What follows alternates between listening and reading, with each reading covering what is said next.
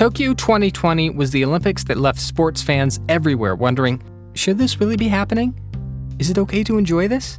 What year is it again? And, of course, which country won the medal race?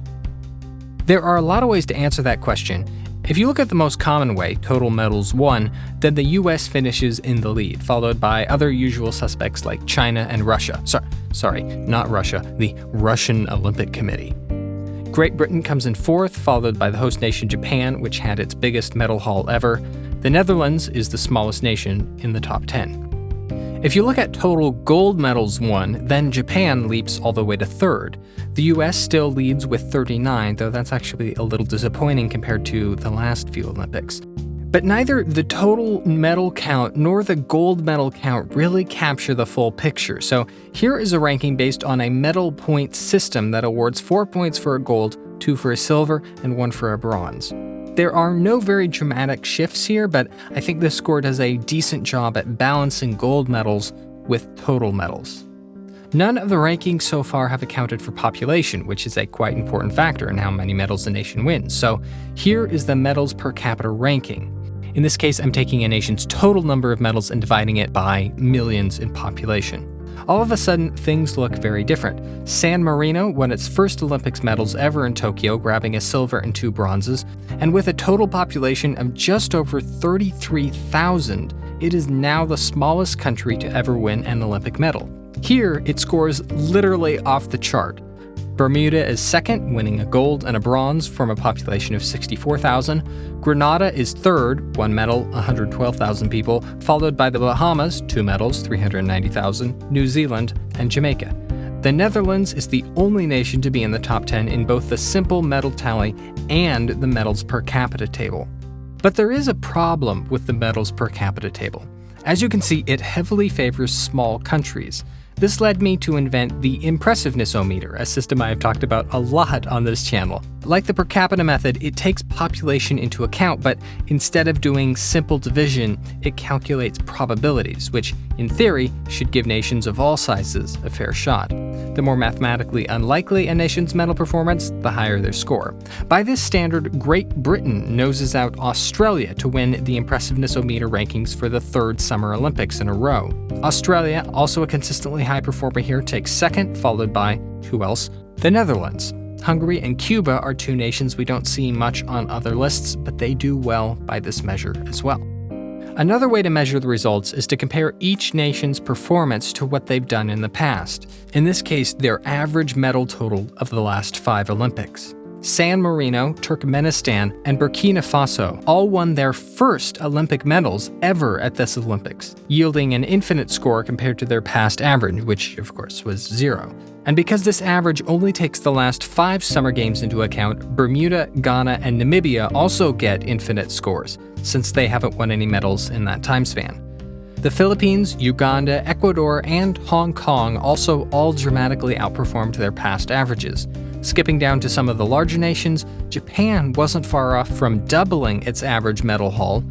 The Netherlands also did quite well, of course. And while the performances of Great Britain and the US are technically higher than their 5 Olympics average, neither nation put out its best performance compared to the peaks of previous games. Of course, population isn't the only thing that can distort Olympic results. There's also the fact that different sports give out very different numbers of medals. Swimming, for example, gave out 37 sets of medals in this Olympics. Football gave out 2. Now, is swimming over 18 times more important than football? I'm American, and even I don't believe that. So, what if you weighted medals so that each sport has the same value? Now, figuring this out is kind of subjective because you have to sort events into categories and decide which events are unique enough to merit their own category. I ended up mostly going by this chart on Wikipedia, assigning 1 point to each category. The one change I made was to split the aquatics category into 4. When you do all the math, this yields, well, actually it yields a ranking that looks pretty familiar. When we compare this to the total medal tally, things look pretty much the same. However, Japan does jump into 3rd, thanks to medals won in event categories that have a small number of medals, like skateboarding, baseball and softball, judo, and table tennis. Brazil also jumps into the top 10, thanks to medals in small categories like football, surfing, and skateboarding.